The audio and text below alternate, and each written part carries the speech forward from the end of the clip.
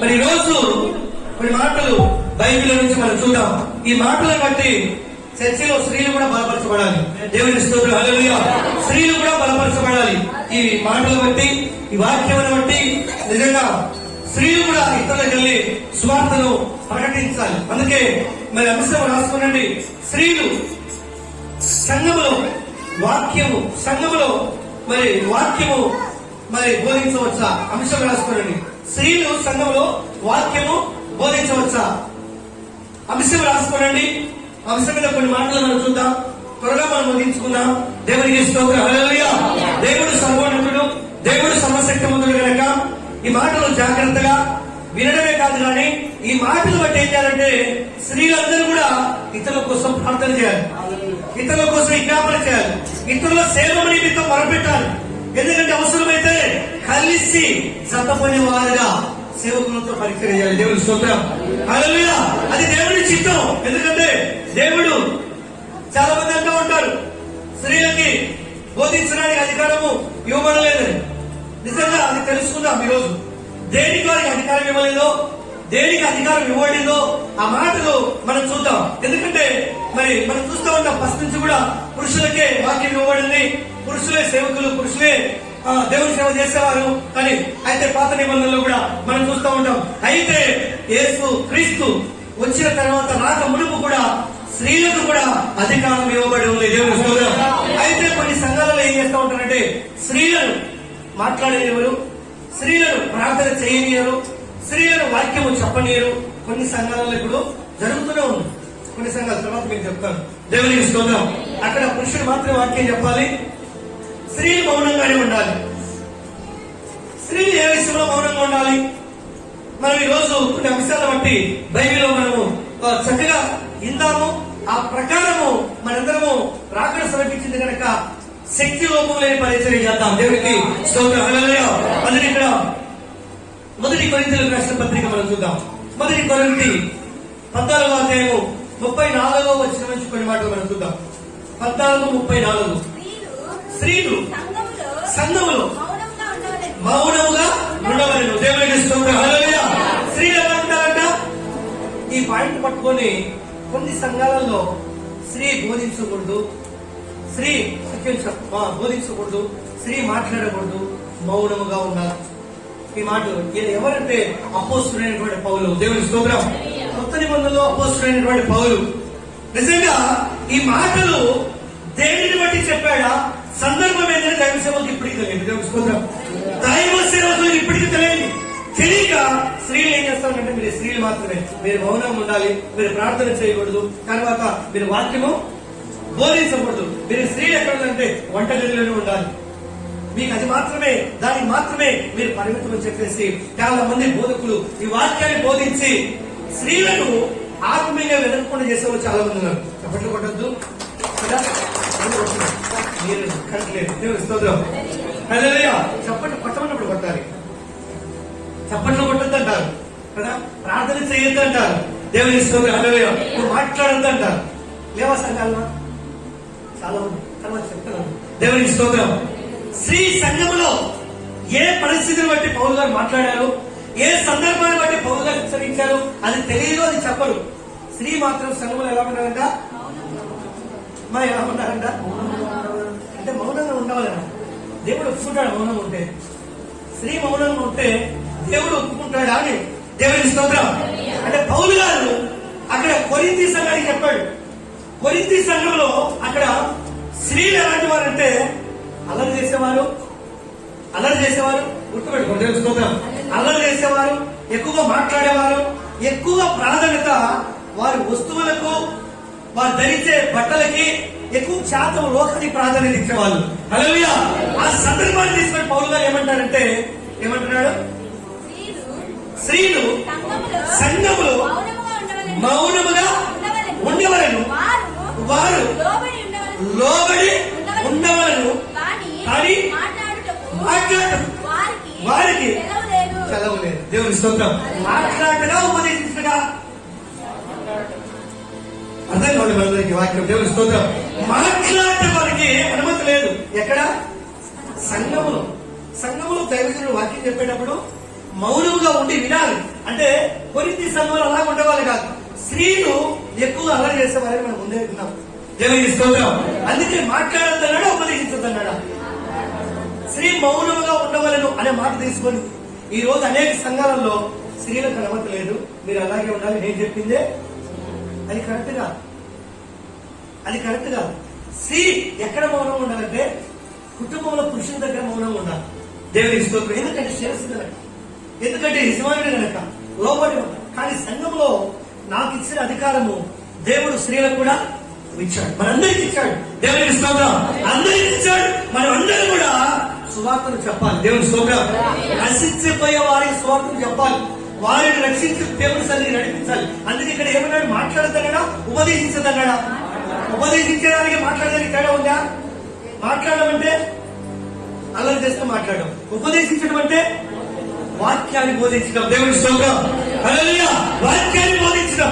ఈ వాక్యాన్ని అర్థం తెలియక అర్థం చేసుకుంటున్న సేవకులు అనేక సంఘాలు ఏం చేస్తున్నారంటే, నువ్వు ఎట్టున్నావో అలాగే ఉండు, నువ్వు అలాగే ఉండు, నువ్వు అలాగే ఉండు, నువ్వు ఆత్మీయ ఎదగలేదు, నువ్వు చప్పట కొట్టద్దు, నువ్వు ప్రవశించద్దు, నువ్వు భాషలు మాట్లాడద్దు, అల్లలేదు మాట్లాడద్దని అంచివేస్తాను. వీళ్ళు పొందుకున్న వాళ్ళు ఏం చేస్తారు?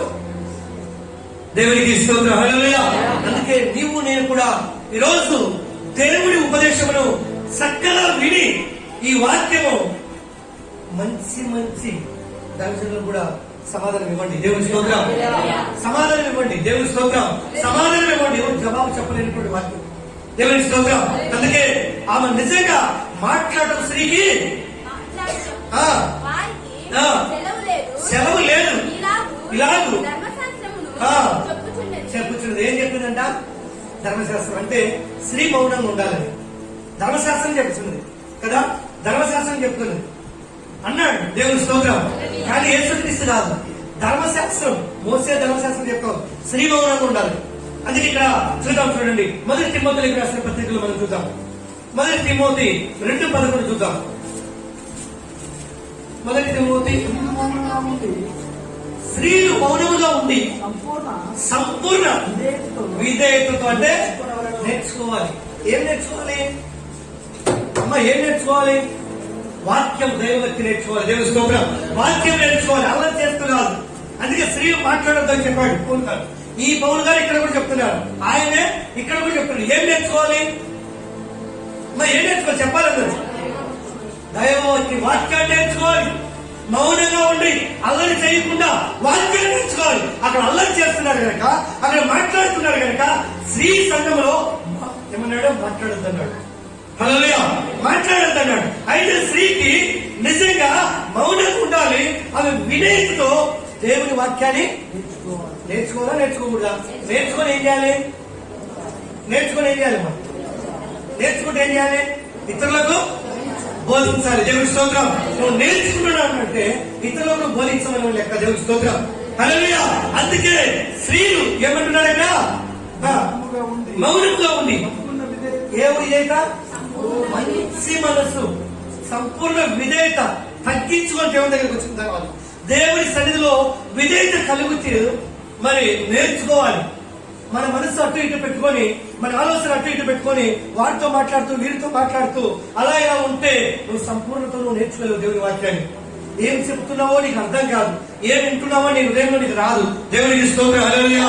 అందుకే సంపూర్ణ విధేయతతో నేర్చుకునేవాళ్ళు స్త్రీ మౌనంగా ఉండవలసినదే కానీ ఉపదేశించడం కంటే పురుషుని మీద.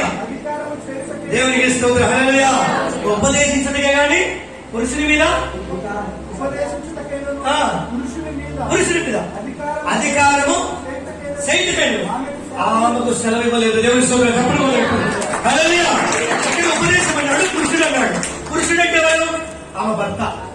ఆమె భర్తకు స్త్రీ ఉపదేశించడు. నేను చెప్పినట్టు నడుచుకో, నేను చెప్పినట్టు నువ్వు ఉండాలి, నేను చెప్పినట్టు నువ్వు ప్రవర్తించాలి అని మీకు అర్థం కావాలి. వాక్యం మీకు ఇప్పి చెప్తున్నాను. దేవుని స్తోత్రం.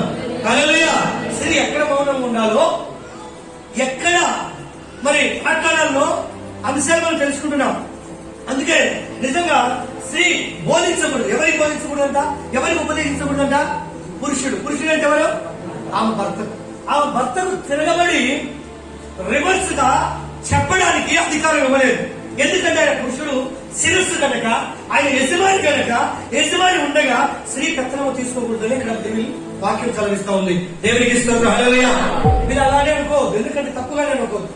జాగ్రత్త కలగండి, జాగ్రత్త పడండి, అన్నింటిలో జాగ్రత్తగా ఉండాలి. భర్తకు చెప్పేటప్పుడు చెప్పాలి, ఆయనను విధేయత కలిగి ఆయన దగ్గర చేర్చుకోవాలి.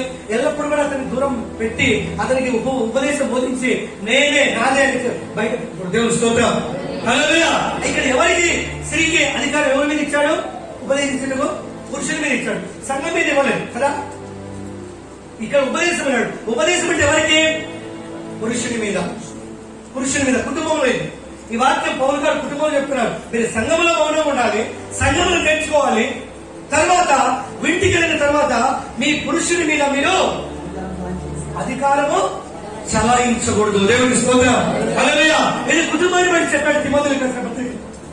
అక్కడ కొరింథీయులకు రాసిన పత్రికలో సంఘంలో ఏ విధంగా ఉండవాలో చెప్పాడు. ఎందుకంటే ఈ విధంగా అనుకూలత కలిగి నడుచుకున్నట్టు వలన నీ కుటుంబం ఎలా ఉంటుందో తెలుసా? దైవభక్తి కలిగిన కుటుంబంగా ఉండే. చెప్పండి కూడా ఒకసారి. హల్లెలూయా. ఎందుకంటే ఆ కుటుంబంలో యజమాని పర్ఫెక్ట్ గా ఉంటాడు, భార్య విధేయత కలిగి లోబడి ఉంటుంది. ఆ కుటుంబంలో పిల్లలు కూడా దీవెనకరంగా ఉంటారు. ఆ కుటుంబము దైవభక్తి కలిగిన కుటుంబంగా ఉండే. చెప్పండి కూడా ఒకసారి. హల్లెలూయా. ఎందుకంటే అక్కడ స్త్రీ తిరగబడినప్పుడే కుటుంబంలో సమస్య వస్తుంది. ఎందుకంటే పురుషునికి వెళ్తే వస్తుంది. అది నేను చెప్పాను కదా, ఇక్కడ బైబిల్ వాక్యం చదివిస్తాం. అన్నింటిలో కాదు, కొన్ని ఏదైనా మనం తెలియక చేసినప్పుడు మనం మందలించవచ్చు, గద్దించవచ్చు, మనకి ఉపదేశించవచ్చు. కానీ తిరిగి అయితే చదువు ఇవ్వలేదు అని. ఎందుకంటే పురుషుని మీద ఏమన్నాడు అక్కడ? మళ్ళీ చదవమాట, ఉపదేశించుటకైనా పురుషుని మీద అధికారం చేయుటకైనా ఆమెకు సెలవు ఇవ్వలేదు. దేవుడు ఇవ్వలేదు. దేవుడు సెలవులకు ఇవ్వలేదు. దినాలలో ఎంతమంది చేస్తున్నారు చెప్పండి? స్త్రీలలో ఎంతమంది ఆ విధంగా ఉన్నారు? ఆ విధంగా ఉండటం మంచిది కాదు. పురుషుడే. దేవుని స్తోత్రం. హల్లెలూయా. ఎందుకంటే ప్రియమైన దేవుని బిడ్డలారా, పురుషుని దివ్వబడిన అధికారం స్త్రీకి ఇచ్చింది. అదే మాట్లాడుతూ వస్తున్నాం మనం.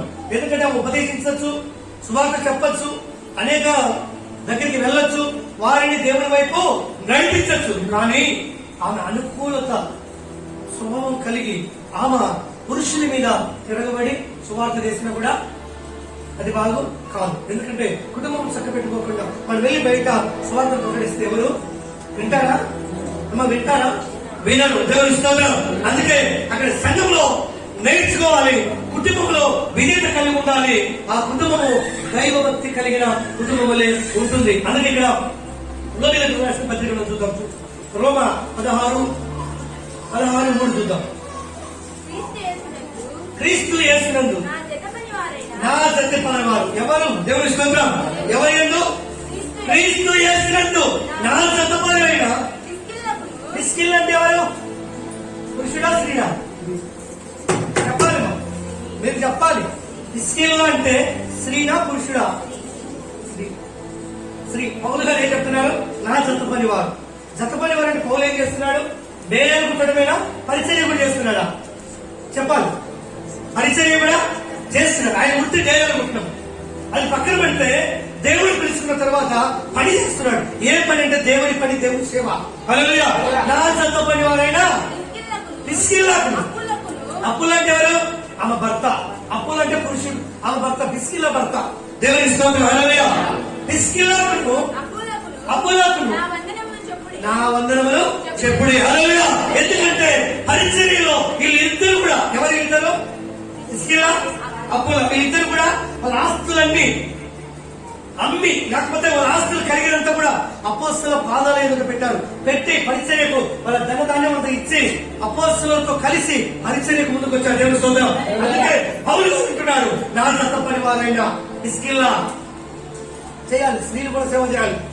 స్త్రీలు కూడా పక్క వాళ్ళకి వాక్యం బోధించాలి, ఇతరులకు చెప్పాలి, ఇతరులను బలపరచాలి, ఇతరులను ధైర్యపరచాలి, స్వార్థను ప్రకటించాలి, క్రీస్తులోని వారిని నడిపించాలి. హల్లెలూయా. అందుకే పౌలు గారు ఏం చెప్తున్నారంటే వారికి వందనమని చెప్తున్నాడు. వారు అక్కడి నుంచి అప్పటి నుంచి మళ్ళీ తిరిగి వచ్చినప్పుడు వాళ్ళు కలుసుకోవడం చాలా గ్యాప్ వచ్చినప్పుడు తిరిగి ప్రిస్కిల్లాకు అప్పలాకు ఏం చెప్తున్నాడు? వందనాలు. ఎందుకంటే పౌలు ఏ విధంగా సేవ చేశాడు, పౌలుతో పాటు వాళ్ళ సమస్తం వదిలిపెట్టి ప్రిస్కిల్లా అప్పుల సేవ చేశారు. దేవునికి స్తోత్రం. దేవుని పరిచయం చేశారు. ఆమె దైవభక్తిరాలు. ఎవరమ్మా? ఫస్ట్ పేరు ఎవరి పేరు రావాలండి? భర్త పేరుందా భార్య పేరుందా? అమ్మ చెప్పాలి. భార్య పేరు. అంటే ఒక అధికారం ఇవ్వబడింది, దేవుడు ఇచ్చాడు. దేవుని స్తోత్రం. ఎందుకంటే జ్ఞానం జీవిస్తా ఉంది కుటుంబం.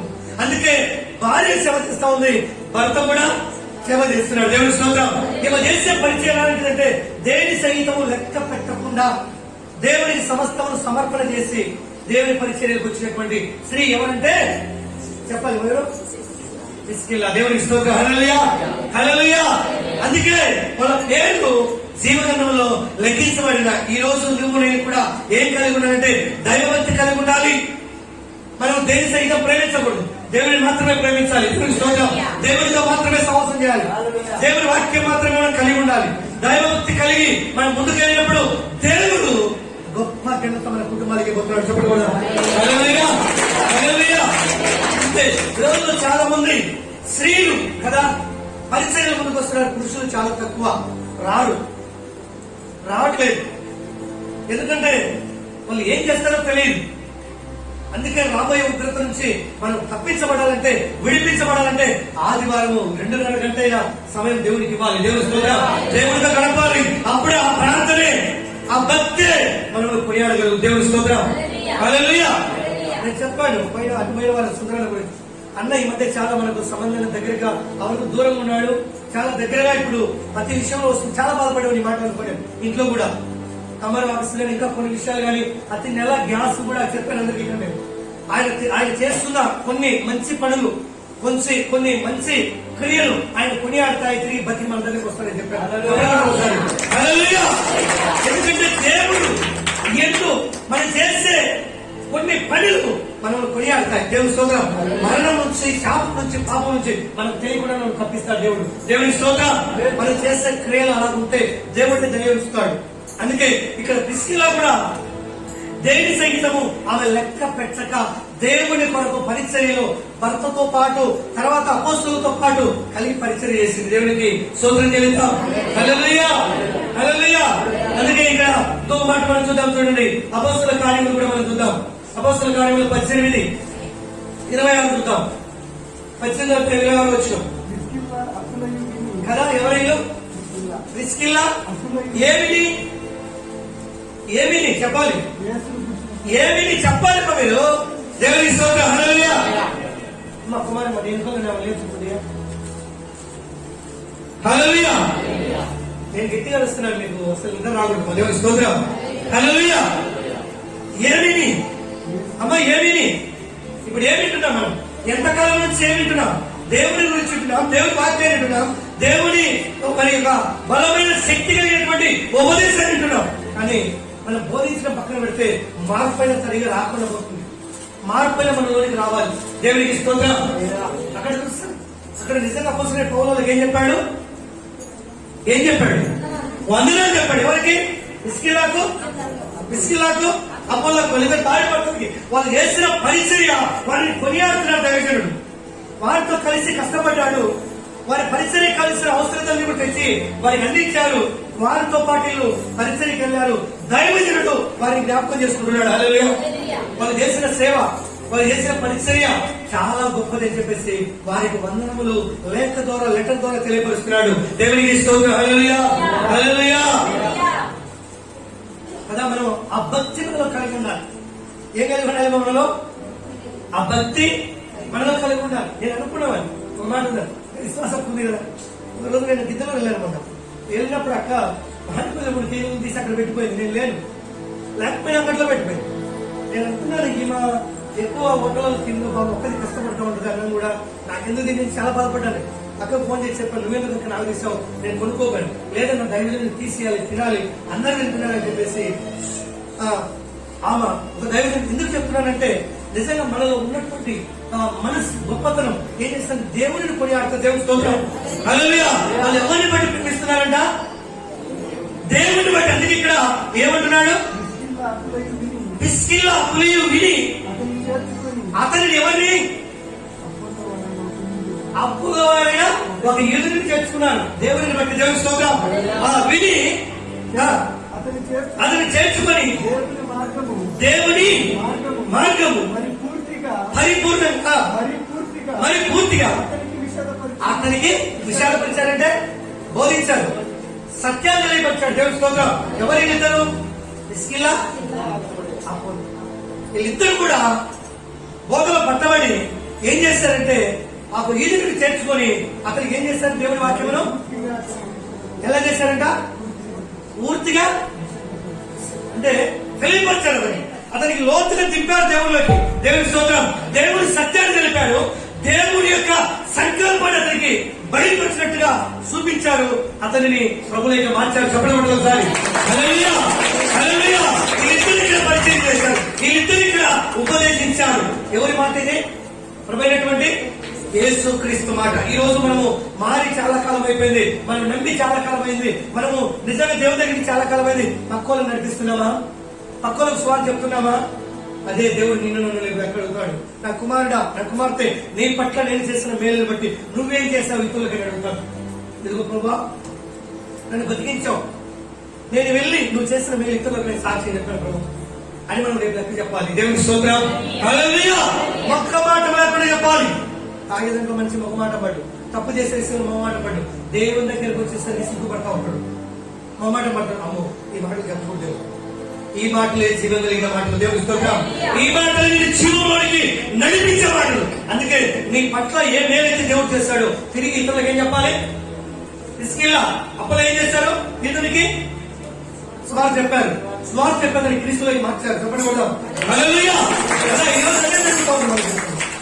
కదా సుజాత భర్త విషయంలో ప్రయాసపడి తిరిగి అనేక చెప్పారు. చెల్లెకి ఉత్తు వెళ్ళి వేస్ట్ అని చెప్పేసి ఈరోజు హాస్పిటల్ కూడా మానేస్తారు.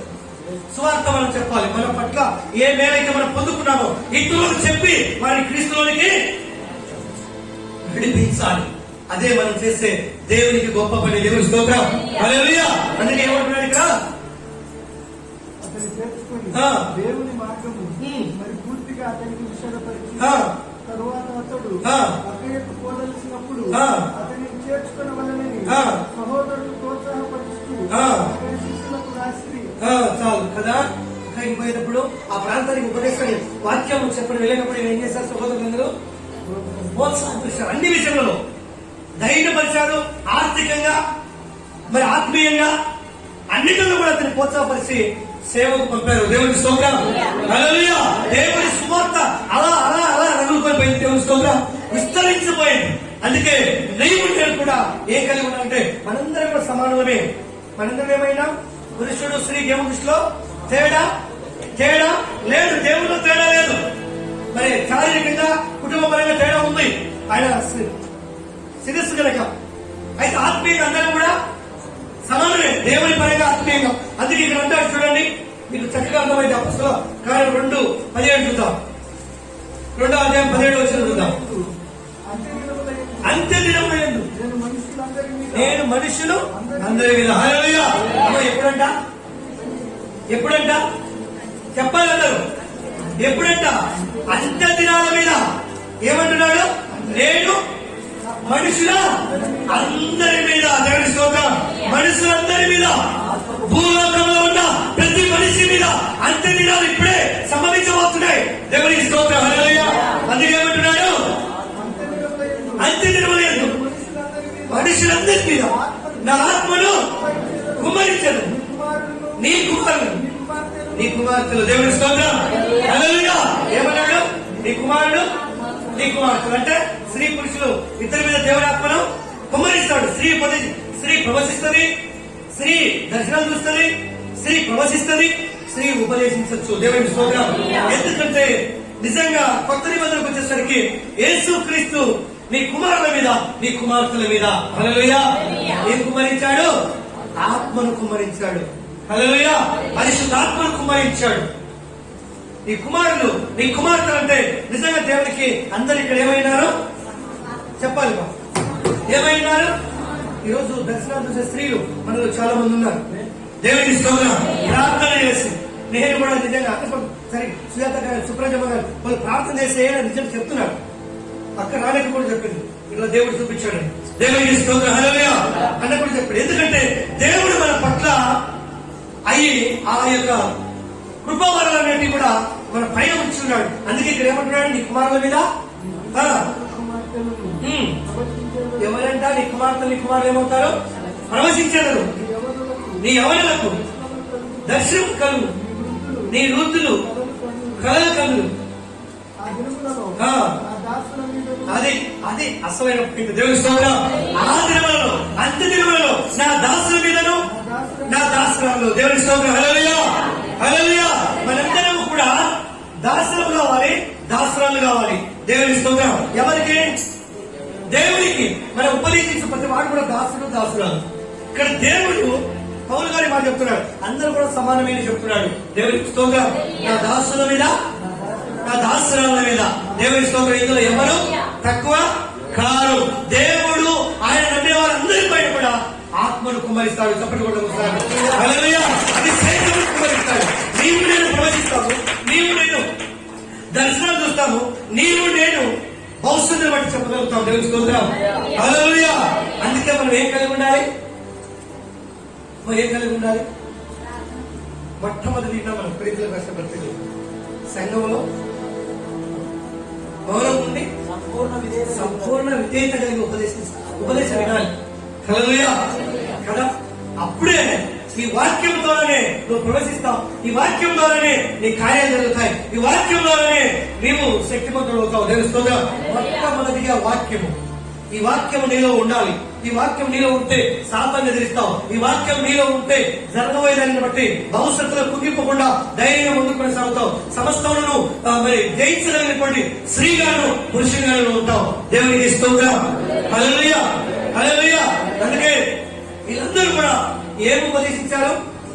మొదటిగా ఏం ఉపదేశించారు? క్రియలు చేశారు, ఉపదేశించారా? ఉపదేశించారు. దేవుడి వాక్యం వారికి బోధించారు. ఈ వాక్యం వారి హృదయంలో పడినప్పుడు వాళ్ళు బలపడి సాగిపోయి అనేక కార్యాలు, అనేక మహాత్మకార్యాలు, సూచక్రియలు వారి ద్వారా దేవుడు చేశాడు. దేవునికి స్తోత్రం. హల్లెలూయా, హల్లెలూయా. మొదటిగా మనం నేర్చుకోవాలి, సంపూర్ణమైన మనస్సుతో మనం నేర్చుకోవాలి, సంపూర్ణమైన విధేయతతో ఈ ఉపదేశమును మన హృదయంలోకి చేర్చుకోవాలి. కపటము, వ్యర్థమైన ఆలోచన, వ్యర్థమైన విధానమైనటువంటి స్వభావము లోపల నుంచి తీసి పక్కన పడాయి. దేవునికి స్తోత్రం. హల్లెలూయా. ఈ వాక్యం ఎప్పుడైతే మనలో ఉంటుందో మనం ఏం చేస్తాం తెలుసా? కుటుంబాన్ని మార్చుకుంటాం, ఇతరులను మార్చుతాం, ప్రపంచమంతటి కూడా సువార్తను సాగి చేస్తాం. ఈరోజు చాలా మంది సిగ్గుపడే వాళ్ళు ఎవరంటే క్రైస్తవులు. నామకష్టంగా ఉంటారే, వాళ్ళు సిగ్గుపడి క్రైస్తవులని అనిపించుకోవడానికి కూడా వాళ్ళు ఇష్టపడుకుంటుంటారు. ఒక అన్యులా, హిందులాగా ఫీల్ అవుతూ ఉంటారు. దానివల్ల ఎంత శాపం వచ్చిందో తెలియదు. మనం దేవుని పిల్లల అంటే ఒక గర్వంగా చెప్పుకోం. దేవుని స్తోత్రం. దేవుని బిడ్డల అంటే ఒక గర్వంగా చెప్పుకోలేకపోయాం. నేను నిజమైన దేవుని పిల్లలు, నిజమైన క్రిస్టియన్. దేవుని స్తోత్రం. హల్లెలూయా. అది మనలో కలిగి ఉండాలి. ఆ యొక్క విధానం మనలో ఉండాలి. మనం అది ఉండక తగ్గిపోతాం. అందుకే వీళ్ళు నిజంగా చూస్తే మీ దాసులు నా దాసులు, నా దాసులను నా ఆత్మమయమైన కుమ్మరించగలను. హల్లెలూయా. దాసుల మీద, దాసురాల మీద అంత దినాలలో దేవుడు ఏం చేస్తాడంట? ఆత్మను కుమ్మరిస్తాడంట. దేవునికి స్తోత్రం కలుగును గాక. హల్లెలూయా. అందుకే అంటాడు చూడండి, అక్కడ మనం ధర్మశాస్త్రం అన్నాడు కదా, మరి ధర్మశాస్త్రం అన్నాడు. ఇక్కడ చూద్దాం చూడండి, ధర్మశాస్త్రం ఏం చెప్పిందో అది కూడా చూద్దాం. కీర్తన భాగం చూద్దాం. కీర్తన 68వ కీర్తన 11 చూద్దాం. 68:11. ప్రభు మాట. దేవునికి స్తోత్రం. ఎవరి మాట? ప్రభు మాట. ఇది కొత్త నిబంధన, కొత్త నిబంధన చెప్పాలి. ఆ దినాలలో చూస్తాం మనం. ఆ దినాలలో మిరియాం, తర్వాత దెబోరా, ఇలాంటి వారందరూ కూడా ఏం చేశారు? సువార్త పరిచర్య చేశారు. దేవుని స్తోత్రం. వాళ్ళ పేర్లు జీవగ్రంథంలో లెక్కించబడినాయి. పాత నిబంధన కాలం నుంచి కూడా మిరియాలు, మోసే అక్క గారు. హల్లెలూయా. చూస్తే దెబోరా నిజంగా మరి బలమైన సువార్తను ప్రకటించింది. గొప్ప గొప్ప ప్రార్థనలు కలిగి సువార్తను ప్రకటించింది. అందుకే అప్పుడే ఈ మాటలు రాయబడిన. ఈ దినంలో చాలా మంది ఈ మాటలు తోసిపుచ్చి స్త్రీలు మౌనం ఉండాలి, స్త్రీలు మౌనం ఉండాలి, స్త్రీలు మౌనం ఉండాలి. ఏ రంగంలో మౌనం ఉండాలి? స్త్రీ మాట్లాడే విషయంలో మౌనం ఉండాలి. పురుషుడి మీద అధికారం చలాయించే విషయంలో మౌనం ఉండాలి. మిగతా విషయాలన్నీ కూడా అధికారము ఆమెకి ఇవ్వబడి, ఎందుకంటే ఆమె స్త్రీ కనుక. దేవునికి స్తోత్రం. హల్లెలూయా. అందుకే ఇక్కడ ఏమంటున్నాడంటే ప్రభు మాట సెలవిచ్చినాడు. దానిని ప్రకటించు స్త్రీలు దానిని దేనిని చెప్పాలి, దేనిని చెప్పండి కదా, దేనిని వాక్యాన్ని ప్రభు సెలవిచ్చుతున్నాడు. దానిని ప్రకటించు స్త్రీలు. దేవునికి స్తోత్రం. హల్లెలూయా. దానిని ప్రకటించడం అంటే వాక్యము ప్రకటించాలి. సమయం అనక కదా, మనం 10 మంది కూర్చున్నా, 10 మంది పనికి వెళ్ళినా, 10 మంది చోట కూర్చున్నా, సీరియల్ గురించో, ఇతరుల గురించో, పక్కింటి వారి గురించో, లేకపోతే నీ కాని వారి గురించో మాట్లాడడం మహాపాపము. దేవునికి స్తోత్రం. చేత అయితే దేవుని గురించి మాట్లాడండి, చేత అయితే దేవుని గురించి చెప్పండి, చేత అయితే వారిని సర్వసత్యములను నడిపించండి. కానీ ఇతరుల గురించి తక్కువ చేసి, ఇతరుల గురించి లేనిపోని కల్పనా కథలు మాట్లాడి ఉండటం వలన నువ్వు నష్టపోతావు. మొట్టమొదటి పాయింట్. దేవునికి స్తోత్రం. హల్లెలూయా. అందుకే ధర్మశాస్త్రం ఉన్నాడు. ఇక్కడ మన ఇందా పుస్తకంలో ధర్మశాస్త్రం కూడా ఏమని సెలవిచ్చింది? దేనిని ప్రకటించి స్త్రీలు తల్లిలో దానిని అంటే క్రీస్తు మాటలు, యేసు క్రీస్తు మాటలు ప్రకటించే స్త్రీలు గొప్ప సైన్యముగా ఉన్నారు. ఒకరిద్దరు కాదు, ఆ దినాలలో కూడా ఒకరిద్దరు కాదు.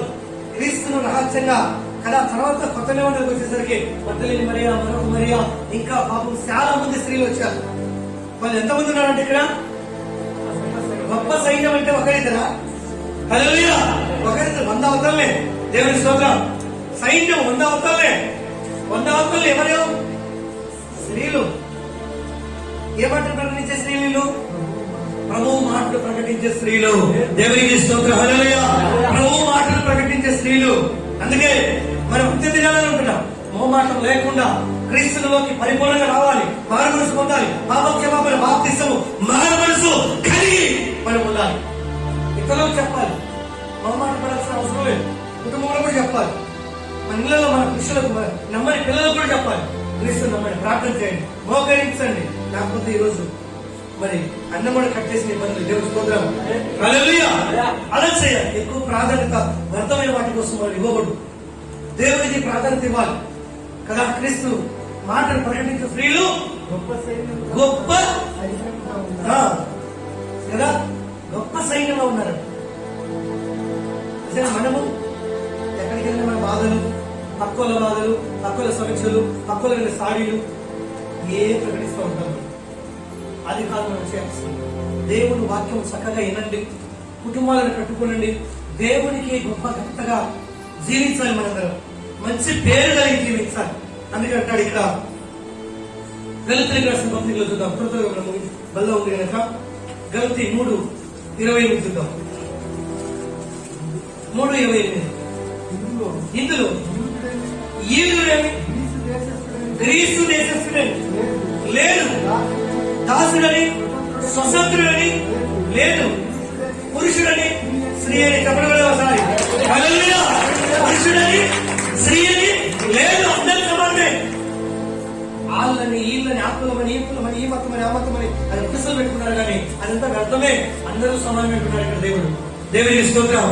దేవుడికి ఏ కులము ఏ మతం లేదు. ఆయన దేవుడు మనందరికీ తండ్రి, మనందరం ఆయన పిల్లలమే. దేవునికి స్తోత్రం. హల్లెలూయా. అందుకే ఏమంటున్నాడు? గ్రీకు దేశస్థుడని, యూదుడని. అంటే తేడా ఉంది అక్కడ. గ్రీకు దేశస్థుడు ఒకలాగైతే యూదుడు మరొకలాగా ఉన్నాడు. దాసుడు అంటే వాడి కింద ఉన్నవాడు, స్వతంత్రుడు అంటే దాసుడు ఏడేవాడిని. అంటే స్వతంత్రుడి కింద ఎప్పుడు దాసుడు అని ఉండాలి, కానీ దేవునికి ఇవన్నీ లేవంటున్నాడు. హల్లెలూయా. ఎందుకంటే ధనవంతుడు ఆయన కుమారుడే, పేదవాడు ఆయన కుమారుడే కదా. వాళ్ళకి 3 కుమారులు ఉన్నారు. ఒక కుమారుడు మంచి ఇంజనీర్ అయ్యి ఇలా గొప్పగా సంపాదించుకుంటాడు, ఇంకో కుమారుడు ఏం లేని వాడు అంటాడు. వీడు పేదవాడు అని చెప్పేసి నా కుమారుడు కదా చెప్పాలి. వాడు ధనవంతుడని వాడే అప్పుకొని ఉండావా? హల్లెలూయా. కానీ దేవునికి కూడా అలాంటి మనుషులు అందరూ సమానమే.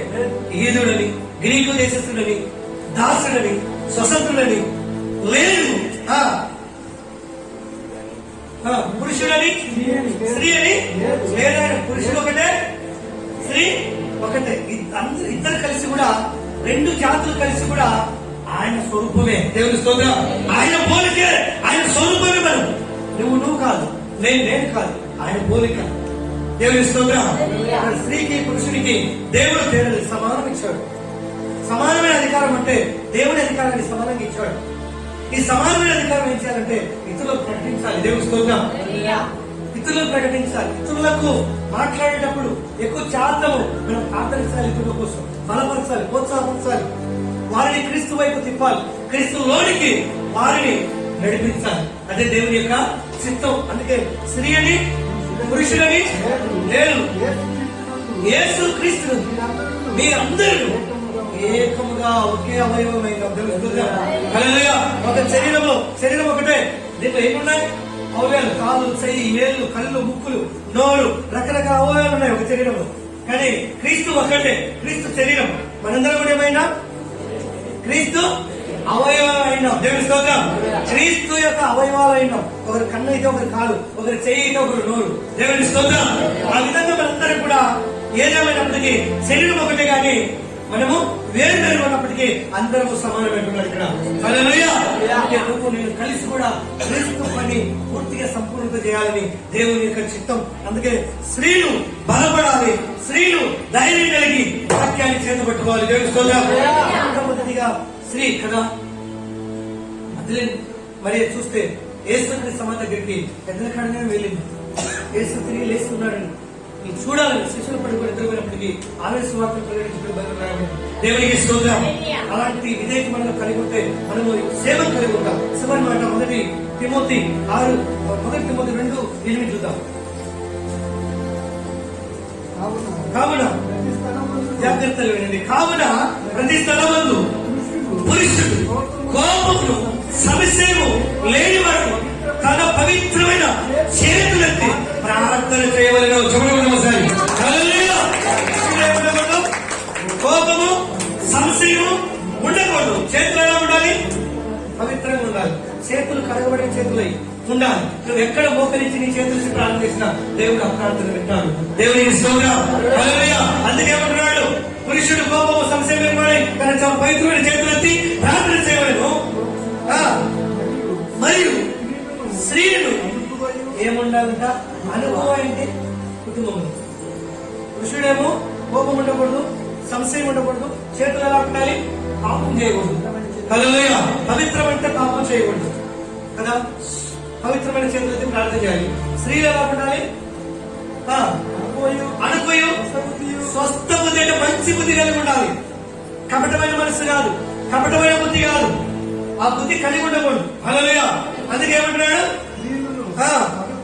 అనుకోయు స్వస్థ బుద్ధి గలవారై ఉండి తగు మాత్రపు వస్త్రముల చేతనైన శడలతోనైన బంగారముతోనైన ముత్యములతోనైన నీవుల ఎనగల వస్త్రములతోనైన అలంకరించు పనక. దేవునికి స్తోత్రం. అలంకరించు పనక దైవభక్తి గలవారిని చెప్పుకుని స్త్రీలకు తగినట్టుగా సత్క్రియలు చేద్దాం. తమను తాను అలంకరించుకోవాలి. హల్లెలూయా. ఏ క్రియలు చేద్దామా? సత్క్రియలు అంటే ఏ క్రియలు ఉండాలి? చెప్పండి. ఇప్పుడు ఆయన చేసినట్టు అనుకున్నాం. చర్చలో సత్క్రియలు, మంచి క్రియలు, మంచి క్రియల చేత మనం అలంకరించబడాలి. జడలతోనూ వస్త్రములతోనూ బంగారంతోనూ కాదు. ఆ దినాల్లో స్త్రీలు అలాగే వచ్చారు. అదే పొలగా చెప్తున్నారు. మొదటిగా మనం చూస్తే కదా, వాళ్ళు ఎక్కువ మాట్లాడేవారు, పురుషుల మీద తిరగబడేవారు, పురుషుల మీద పెత్తనం చేసేవారు. అందుకే చర్చకు వచ్చినప్పుడు కూడా అలాగా ఉండేవారు. అందుకే వారికి ఏమని హెచ్చరించాడు? స్త్రీ మాట్లాడటకు అధికారము ఇవ్వబడలేదు. ఇక్కడ స్త్రీ ఎలా ఉండాలి? ఏం కలిగి ఉండాలి? మంచి బుద్ధి కలిగి ఉండాలి, దైవభక్తి కలిగి ఉండాలి. దేవుని స్తోత్రం. హల్లెలూయా. కట్టుకోవచ్చు, తగు మాత్రం అన్నాడు. ధరించవచ్చు, తగు మాత్రం అన్నాడు. అది అన్నిటికంటే ఎక్కువగా ఏం ధరించుకోవాలి? స్వస్థ బుద్ధి, సత్క్రియలు అంటే మంచి క్రియలు. తీసుకెళ్ళా అపోలా కదా. వాళ్ళు బైబిల్ చూస్తే ధనవంతులు. వాళ్ళు ఎవరు? అమ్మ ఎవరు? ఎవరు చెప్పాలి? దేవునికి స్తోత్రం. హల్లెలూయా. దేవుని నిమిత్తం వాళ్ళ ప్రలోకంలో నిజంగా వాళ్ళకు వచ్చే ప్రతిఫలం ఎలాంటిదంటే మనం వివరించలేదు. దేవుని స్తోత్రం. అంత గొప్ప ప్రతిఫలం కోసం ఈ లోక సంబంధమైనటువంటి పంచిపెట్టారు సేవకు. దేవుని స్తోత్రం. అందుకే నువ్వు నేను కూడా అభక్తి కలిగి ఉండాలి. సత్క్రియలు మన పైన కనపడాలి. మన లోపల ముందు అసహ్యం పెట్టుకుని పైకి ఏమేమో చేస్తాం అనుకోండి, అది బాగుంటుంది. అందుకనే మనం ఏ క్రియలు ఉండాలి? ఆ, మౌనంగా ఉండి ఆ. సంపూర్ణ విధేయతతో స్త్రీలు మౌనంగా మౌనంగా ఉండి సంపూర్ణ ఆ, నేర్చుకోవాలి. అందుకే చూస్తాం దేవుడి స్తోత్రం. నేర్చుకోవాలి. దేవుడి వాక్యం నేర్చుకొని ఈ వాక్యం మనలో ఉంటే కదా శత్రువును కూడా మిత్రువుగా మార్చుకోవచ్చు. దేవుడి స్తోత్రం. హల్లెలూయా. శత్రువును కూడా ఎలా ఎలా శత్రువును కూడా మిత్రులు అయిపోతారు అంతే. దేవుని స్తోత్రం. అది ఎక్కడ ఉందంటే బైబిల్లో ఉంది. దేవుని స్తోత్రం. హల్లెలూయా. బైబిల్లో ఉంది. ఆ వాక్యాన్ని బట్టి మనం ముందుకెళ్దాం. దేవుడి మాటలు మన వెనుకలో దేవుడు దీవించును గాక.